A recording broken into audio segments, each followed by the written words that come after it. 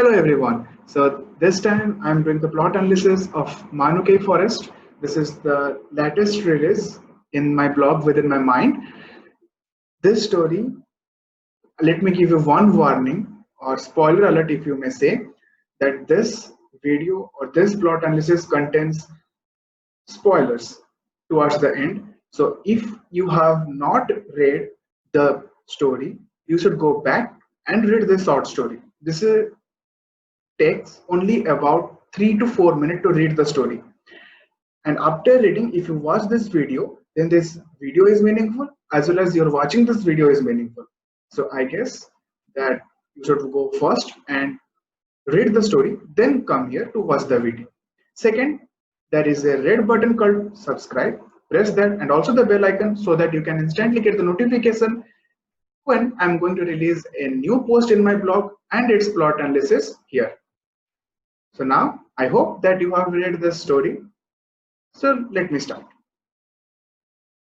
I have basically thought that to include a number of stories which has a common feature of forests. So this is one of them. The second one is coming soon in a week or fortnight maybe. This is the first of them. The story starts from the airport where the narrator is waiting for his flight to Dreworth. Why? The reason is given ahead. He sees a person running out of the airport, sweating heavily. He feels that no one is caring for that person, and seeing his erratic behavior and being a renowned psychologist, he could not control himself. He started going towards the gate of the airport, but to see that that same person is coming back again, he stood there, observed the person, and took quite a few observations. For instance, he observed him from close. I could sense fear on his mind. He was around 30, a good-looking guy. He was not married, I suppose.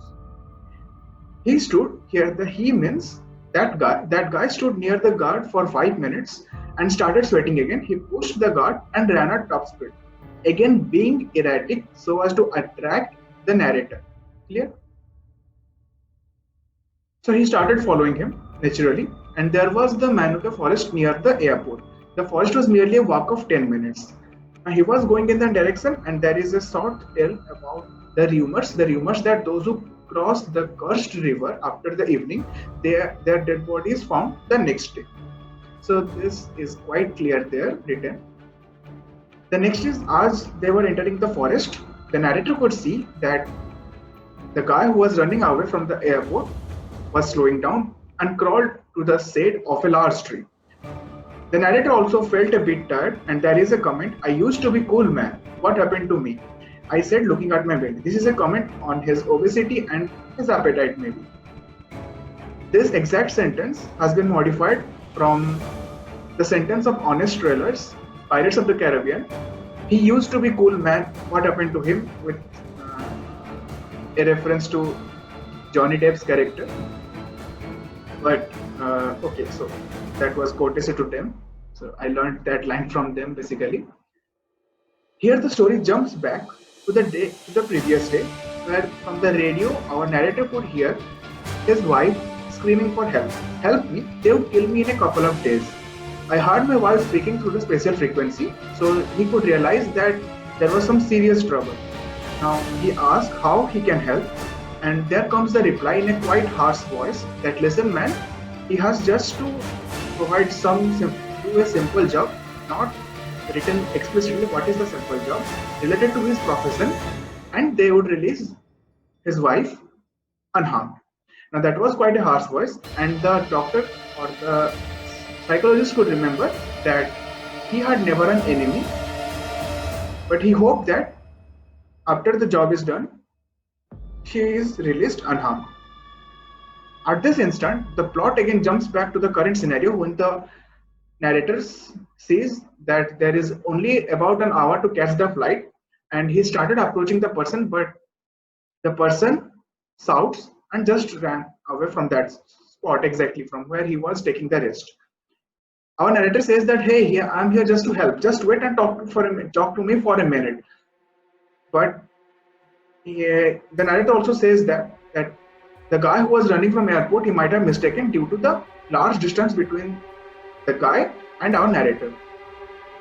He saw that the guy ran into the bushes and everything became silent. So just to respect his legs that they have carried him so far, he goes into the bushes with a stick in his hand.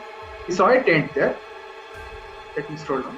He saw a tent there and tried to peep by lifting the tent cloth, but a punch came and he fell down. With his eyes closed, he started moving the stick so as to protect himself, but another punch came and that was it. He became unconscious. When he regained consciousness, he saw that he was being pushed down through a hole which was beneath that tent. That hole led to a rock bottom, most probably because after hitting there was a concussion, and he saw a cave-like place.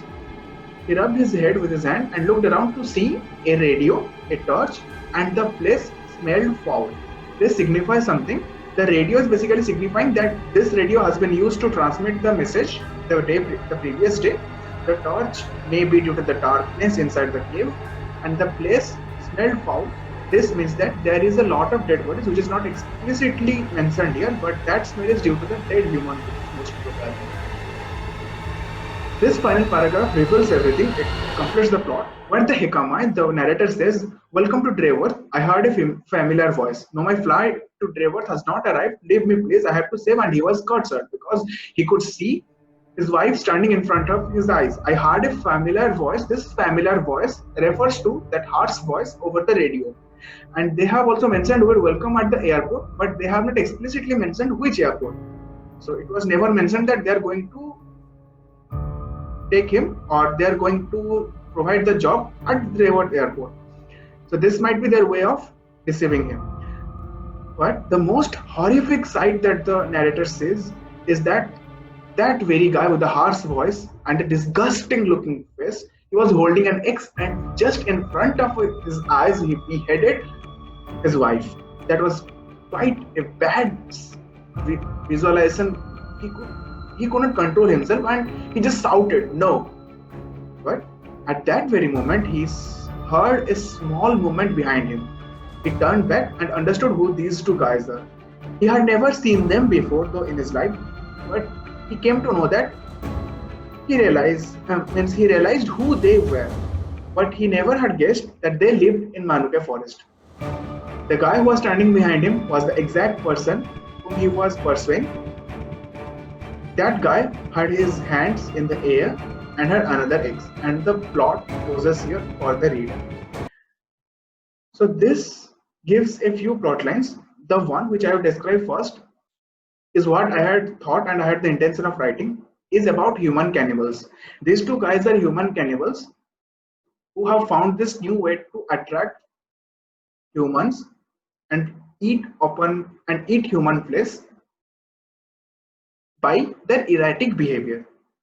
They are showing this erratic behavior so as to attract the attention of people into the forest, so that as they enter the forest they can do their work. The second plot line may be there are no wild animals, but cannibals are doing the exact same thing, like scratching the body of the people who cross the cursed river. But that doesn't fit well, I guess. Some of you may think that, okay, he realized finally that who they are, because they were some professionally made foe, because at some time in his life he made some foe or enemy that he never remembered. So they might be those guys because they captured both the wife and the husband, means the narrator. So there are basic three plot lines. I mean two, I would say rather. The cannibals and professional enemies.